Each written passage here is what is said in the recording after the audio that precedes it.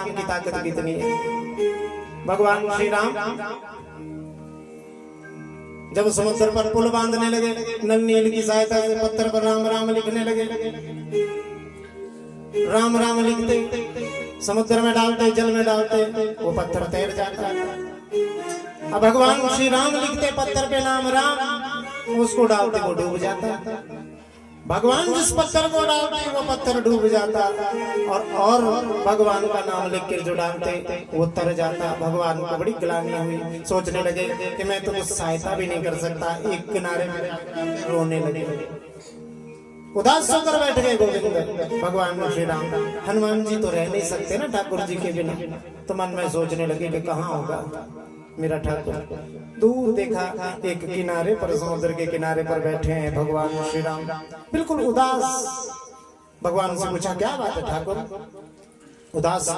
भगवान ने कहा हनुमान, तुम लोग लिखते हो पत्थर पे राम, तुम लोग पत्थर डालते हो पानी में, जल में, तो पत्थर तैर जाता है। मैं जब जल डालता हूँ तो वो डूब जाता है, ऐसा क्यों?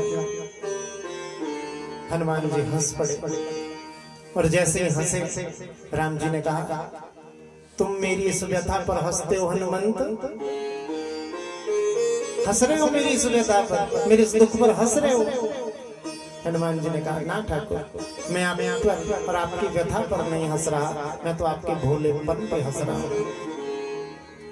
इतना भोलापन ठाकुर गोविंद में, इसका तो थोड़ा सा उत्तर है, छोटा सा उत्तर है प्रभु।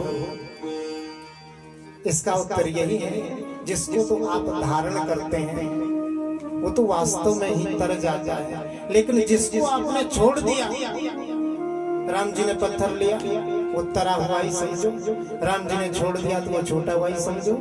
तो प्रभु जिसको तो आपने थाम लिया वो तो तर जाता है, लेकिन प्रभु जिसको आपने अपने हाथों से छोड़ दिया, अपने कृपा रूपी हाथों से जिसको आपने छोड़ दिया, वो तरेगा कैसे है राम, वो तो डूबेगा ही डूबेगा। बोलो गोविंद भगवान की। और इस प्रकार से कहूँ कहाँ लगी नाम बड़ाई, राम न सकई नाम गुण गाई। भगवान ये जानते नहीं थे पूर्णमासी ताई भाव के साथ भगवान को उन्हीं के नामों से झाड़ा दे रही है मैया। भगवान कहने लगे कोई बात नहीं, देती रहे मैया, कोई बात नहीं। पूतना के शरीर के परीक्षित बहुत सारे टुकड़े किए, टुकड़े टुकड़े करके जलाए तो उसके शरीर से सुगंध निकली। परीक्षित ने अचंभित होकर पूछा प्रभु ये तो बाल घातनी थी, छोटे छोटे बच्चों को मारने वाली थी, इसके शरीर से सुगंध और इसके शरीर से तो दुर्गंध आनी चाहिए थी। सुखदेव महाप्रभु कहते हैं परीक्षित, जो स्वयं ठाकुर के हाथों से जिसका उद्धार हुआ हो उसके शरीर से दुर्गंध नहीं, वो अपवित्र कैसे रह सकती है? वो तो परम पवित्र हो गई। और यही का ही भाव है। जिस श्लोक को सुन के सुखदेव महाप्रभु जो कथा सुना रहे हैं ना सुखदेव जी, जिन परीक्षित को जिस श्लोक को सुनकर, जिस मंत्र को सुनकर सुखदेव जी का मन भगवान के प्रति आकृष्ट हुआ था, वो यही श्लोक है। कौन सा? के हो बकीयम स्तन कालकूटम जिघांसया साध्वी केले गतिं धातृचितां ततुन्यं कम्बादयालुं शरणं व्रजेम। क्या हो बकीयम स्तन कालकूटम, जो अपने स्तनों पे कालकूट विष लगा कर आई थी छोटे छोटे भगवान को मारने के लिए, उस पूतना को भी लेभे गतिम धातृजितां ततुन्यम, अपनी माता से भी ऊंची गति प्रदान की। भगवान का ऐसा स्वभाव। और हे परीक्षित, पूतना मोक्ष की इस अद्भुत कथा को जो श्रवण करता है, यह एतत् पूतना मोक्षम कृष्णस्यार्भकम् अद्भुतम् शृणुया श्रद्धया मर्त्यो गोविंदे लभते रतिम्। जो श्रद्धा से, भक्ति से, भाव से भगवान की इस लीला को सुनता है, पूतना मोक्ष की इस अद्भुत कथा को सुनता है, अंत में भगवान के चरणों में उसकी अवश्य प्रीति होती है। ऐसा भागवत जी का भाव है। बोलो गोविंद भगवान की। इसलिए प्रार्थना करो कि हे बनवारी, हे गोविंद, ठाकुर से प्रार्थना करो कि हम शत्रुता भी नहीं कर सकते आज के समय में भगवान से? कर सकते हैं? नहीं कर सकते। भगवान से प्रार्थना करो कि गोविंद अपना हाथ मेरे सर पे रखो, अपना हाथ मेरे सर पे रखो, और यदि लेना है तो जीवन भर का, जीवन का, जन्म जन्मांतरों का साथ प्रदान करो कि मेरे सर पर रख बनवारी, मेरे सर पर रख बनवारी, अपने ये दोनों हाथ, देना हो तो दीजिए जन्म जन्म का साथ, देना हो तो दीजिए जन्म जन्म का साथ। वो मेरे सर पर रख बनवारी, मेरे सर पर रख बनवारी, वो मेरे सर पर रख गिरधारी, मेरे सर पर रख गिरधारी, अपने ये दोनों हाथ, देना कीजिए जन्म जन्म का साथ, देना हो तो दीजिए जन्म जन्म का साथ। आओ मांगो भगवान से। निद्रा देवी भी भागेगी, मेरा मन नहीं था गाने का।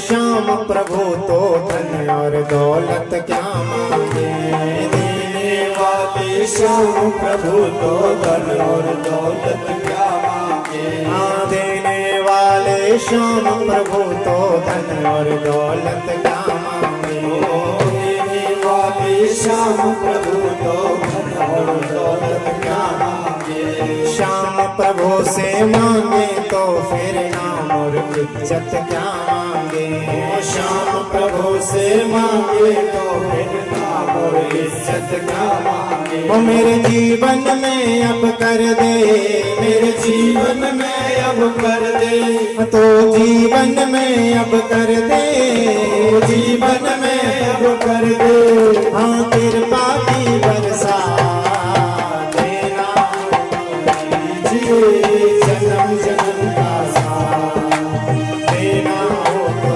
दीजिए जन्म जन्म का साथ। वो मेरे सर पर रख गिरधारी, मेरे सर पर रख गिरधारी, मेरे सर पर रख बनवारी, मेरे सर पर रख बनवारी, अपने ये दोनों हाथ, देना हो तो दीजिए जन्म जन्म का साथ, देना हो तो दीजिए जन्म जन्म का साथ। आओ के साथ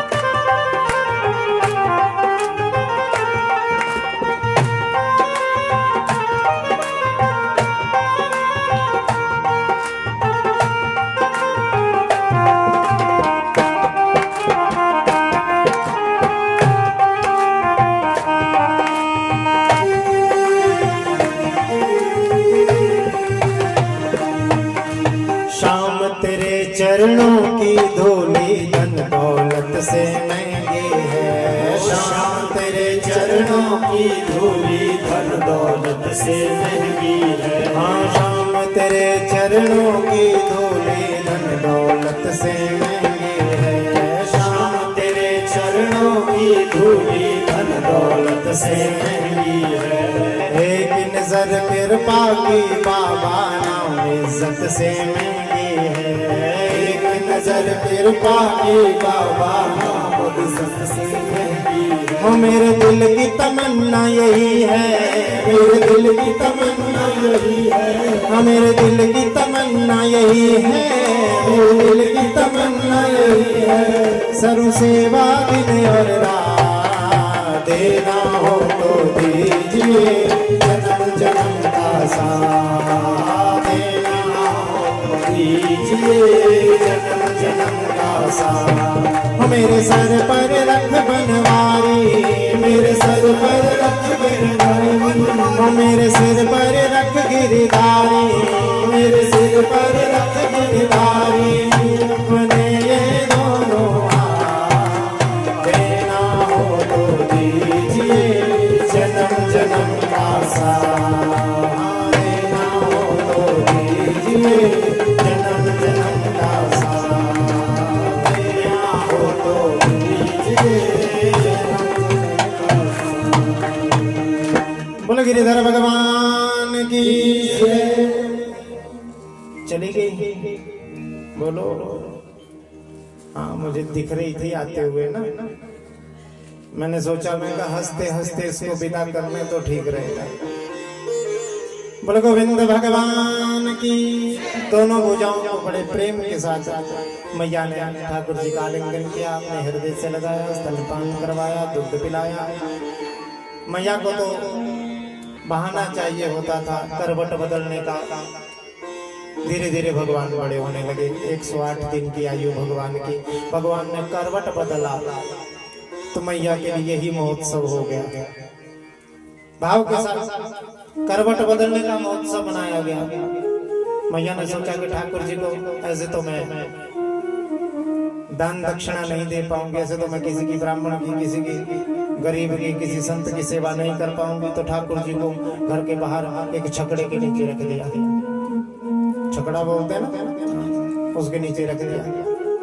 अंदर से सामान निकाला, बहुत सारे बर्तन माखन के, दही के उस छकड़े के ऊपर रख दिए। उस छकड़े के नीचे ठाकुर जी का पलना रख दिया। खूब दान दक्षिणा देने लगी मैया। भगवान ने सोचा कि मेरा महोत्सव बना रही है, मेरा ध्यान नहीं रख रही, तो भगवान रोने लगे। मैया को सुनाई नहीं दिया। भगवान ने सोचा अच्छा अब भी सुनाई नहीं दिया, क्या करूं? जोर जोर से रोने लगे, फिर भी नहीं सुनाई दिया। उतनी देर में कंस ने शकटासुर नाम का राक्षस भेजा था, वो उस छकट के ऊपर आकर बैठ गया। भगवान ने सोचा इसको लात मारता हूँ तब तो मैया सुन ही लेगी। बोलो गोविंद भगवान के। भगवान ने उस छकड़े में लात मारी, आकाश में उड़ता हुआ वो छकड़ा धरती पर गिरा और वो शकटासुर उस छकड़े के नीचे आकर गोविंदाय नमो नमः हो गया। बोलो गोविंद भगवान के। भगवान शंकर आए भाव के साथ ठाकुर जी के स्वागत में। ऐसा हो नहीं सकता कि भगवान अवतार ग्रहण करें और शंकर भगवान ना आए। आज शंकर भगवान आए, पता लगा कि गोकुल में हमारे इष्ट पधारे हैं। शंकर भगवान दर्शन करने आए, वेश बना लिया शंकरानंद स्वामी का। मन में सोचने लगे कि आज ठाकुर जी का दर्शन करने जाऊंगा, पर बेचारे भाव में ये भूल गए, कानों में लटक रहे बिच्छू, गले में लटक रहा है सांप। बाकी तो सारा धोती कुर्ता बहुत सुंदर सा डाला, लेकिन ये भूल गए कानों के आभूषण निकालना, गले का हार निकालना भूल गए बेचारे। भाव इतना प्रबल हो गया। पहुंचे, सांप बिच्छू गले में ही लटके हैं। द्वार के ऊपर पहुंचे, अंदर देखा तो मैया ठाकुर जी की सेवा कर रही है, नहला रही है, धुला रही है, काला टीका लगा रही है। बड़े प्रेम से दुलार के साथ माखन से, घी से ठाकुर जी के शरीर का लेपन कर रही है महाराज। भगवान शंकर द्वार पर पहुंचे। द्वार पर पहुंचते ही और जैसे द्वार पर पहुंचे, शंकर भगवान ने आवाज लगाई। क्या संतों का स्टाइल कैसा होता है? संतों का तरीका कुछ और होता है ना आवाज लगाने का। ऐसा नहीं बोला अरे मैया, ऐसा नहीं बोला। शंकर भगवान ने कड़े शब्दों में कहा अलग निरंजन, अलग खोल दे झलक देख ले पलका पलक, अलग निरंजन। आवाज लगाई, मैया डर गई, कौन आ गया बाबा? ठाकुर जी को की तरफ रखा, बाहर आकर देखा तो कोई संत पधारे यहाँ पर, जब देखा स्वरूप गले में सांप है, कान में बिच्छू। पहले तो मैया ही देखकर डर गई मां, फिर मैया डर गई, ठाकुर जी को भाव के साथ पुरोहिताइन की गोद में दिया, अपनी ननद के पास छोड़ा। बाहर आई, बहुत सारी अशर्फियां, बहुत सा धन लेकर आई। बाबा के पास पहुंची, लो स्वामी जी ये आपके लिए। शंकर भगवान बोले मुझे नहीं चाहिए तेरे लिए ये रत्न, ये धन, ये खान, इन सब की मुझे आवश्यकता नहीं। मैं तो मैया तुझसे कुछ और चाहता हूं, मुझे कुछ और दे दे। मैया कहती है क्या चाहते हो बाबा? शंकर भगवान में देखो, त्रिभुवन सरकार भोले बाबा है, कैसा भाव शंकर भगवान का। त्रिभुवन की सरकार है भोले बाबा, भगवान विष्णु के, नारायण के, भगवान श्री कृष्ण के अति प्रिय शंभु भजन। भगवान कह रहे हैं कि शंभु के भजन के बिना मेरा भजन अधूरा है। एक प्रिय, एक दूसरे के प्रिय, प्रियतम है दोनों। लेकिन आज वो शंकर भगवान, दुनिया जिसकी स्तुति करती है, दुनिया जिसका भजन करती है, दुनिया जिसका अभिषेक करती है, आज वो शंकर भगवान मां यशोदा के सामने हाथ जोड़ के खड़े हैं। हाथ जोड़कर कहते मैया एक बार अपने लाला के दर्शन करवा दे। मैया कहते हैं क्या कहा बाबा? दर्शन? और तुझे ये अपनी जो मैं तुझे दक्षिणा देकर देने आई हूं ना, ये दक्षिणा ले और निकल यहां से।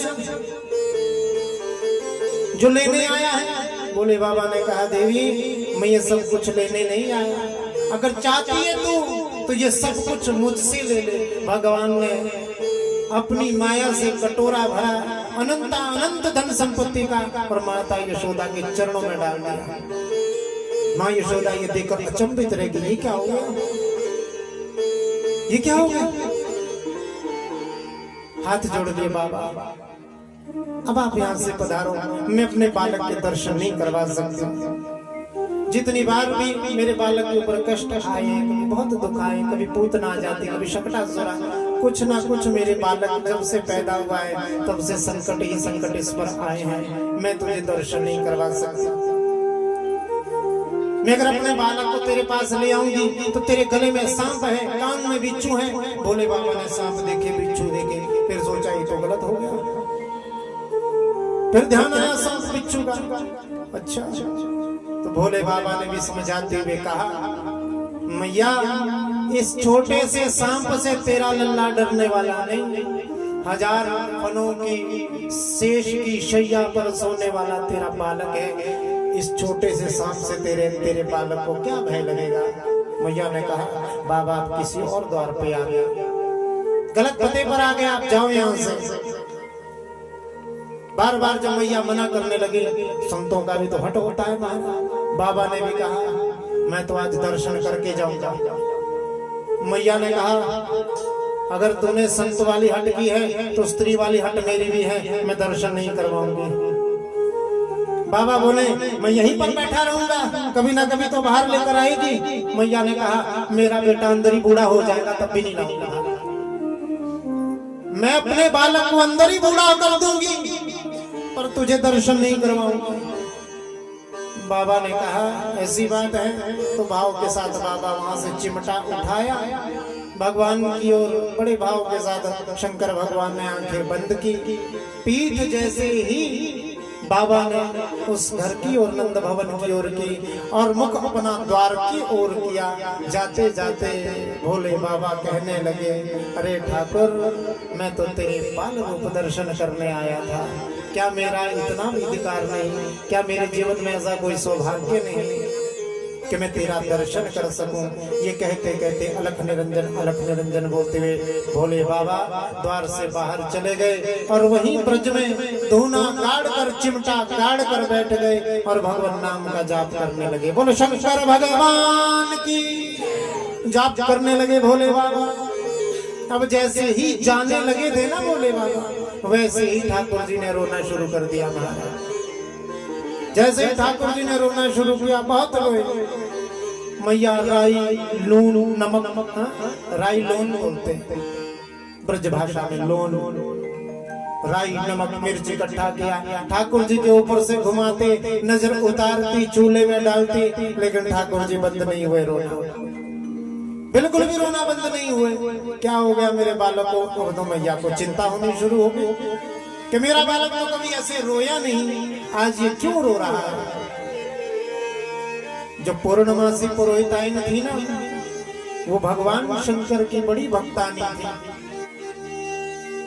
आज वो समझ गई, बाहर आकर जब उसने देखा कि भगवान शंकर के चरण चिन्ह आज इस ब्रज धाम में पड़े हैं, आज इस नंद बाबा के द्वार पर पड़े हैं, सारी बात आज पुरोहिताइन ने जब नंदरानी से पूछी, यशोदा से पूछा, क्यों री, क्या कोई आया था? माँ यशोदा कहने लगी, हाँ कोई बाबा आए थे, गले में उनके सांप था, कान में उनके बिच्छू थे, कोई संत आए थे।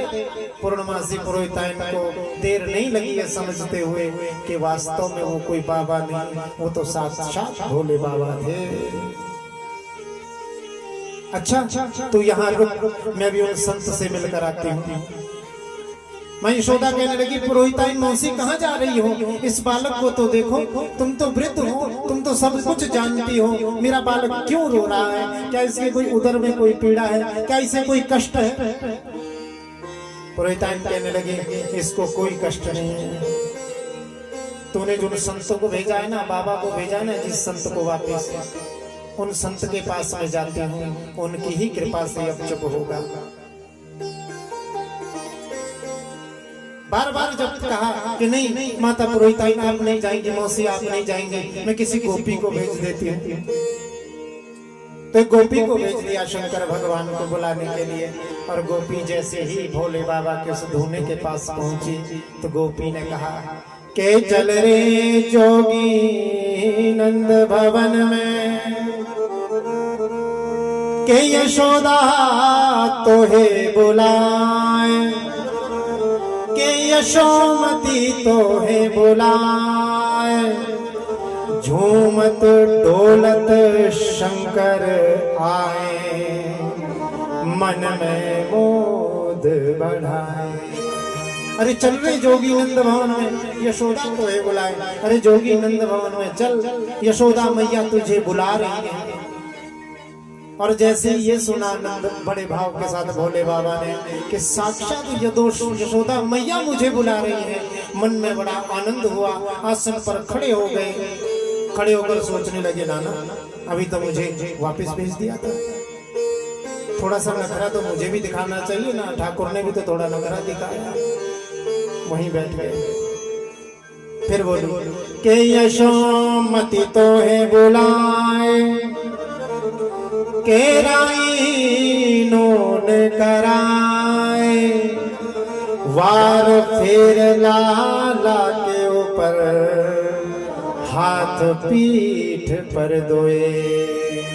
अरे बाबा शीघ्र चलो नंद भवन में, यशोदा मैया के बालक को, नंद के लाला को किसी की नजर लगी है, इसलिए यशोदा मैया आपको बुला रही है। राई नून करके कुछ टोना टोटका कर दो, उसके ऊपर से घुमा देना, उसकी पीठ पर हाथ फेर देना, तो शायद वो ठीक हो जाएगा।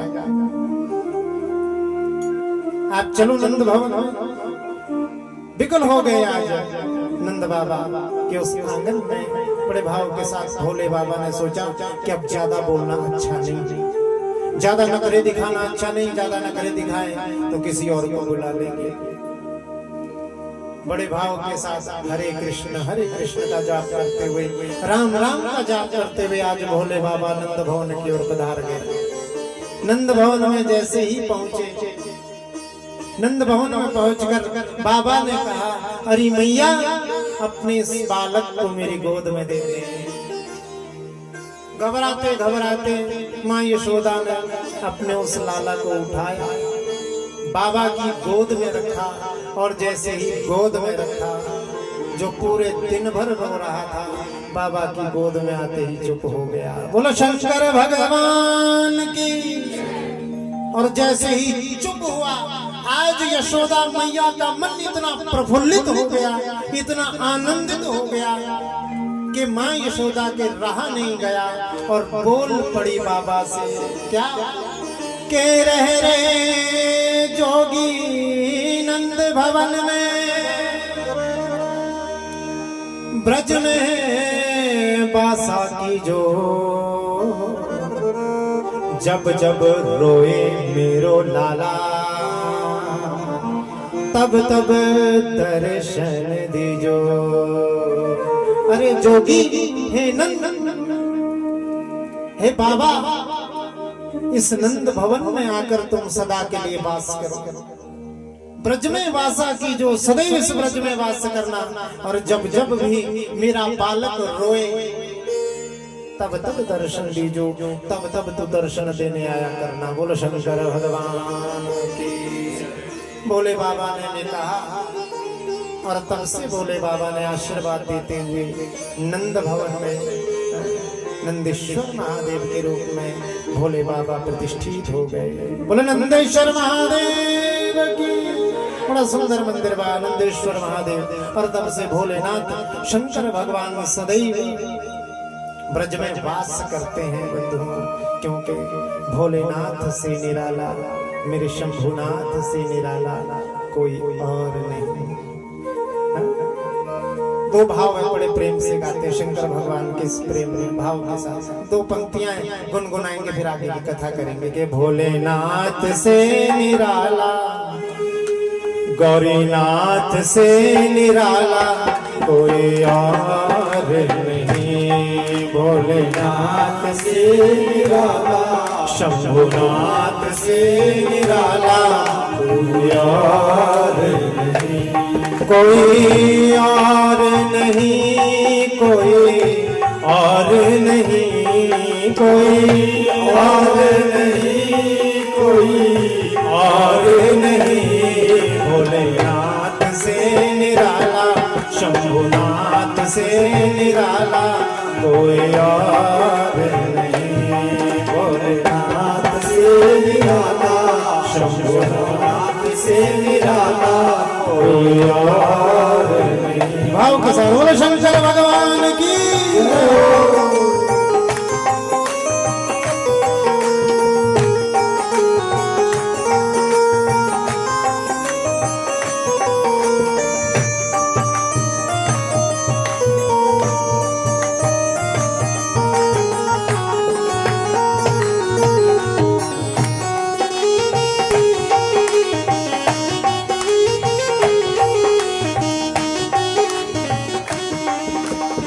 उनका डमरू डम डम बोले, उनका डमरू डम डम अगम निगम के भेद वो खोले, अगम निगम के भेद वो खोले। उनका डमरू डम डम बोले, अगम निगम के भेद वो खोले, अगम निगम के भेद वो। ऐसा डमरू बजाने वाला और नहीं, ऐसा डमरू बजाने वाला और नहीं। भोलानाथ से निराला, शंभुनाथ से निराला कोई और नहीं। भोलानाथ से निराला, शंभुनाथ से निराला कोई और। भाव के साथ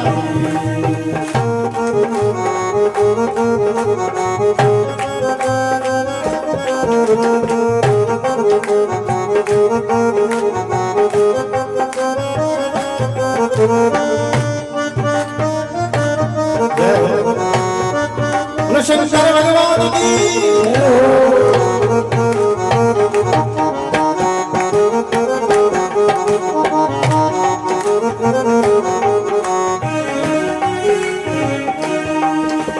आया जब जब करवट बदले, पाप चमकते अगले पिछले, पाप चमकते अगले पिछले, पाप चमकते अगले पिछले, पाप चमकते अगले पीछे काया जब जब करवट बदले पाप चमकते अगले पिछले पाप चमकते अगले पिछले पाप चमकते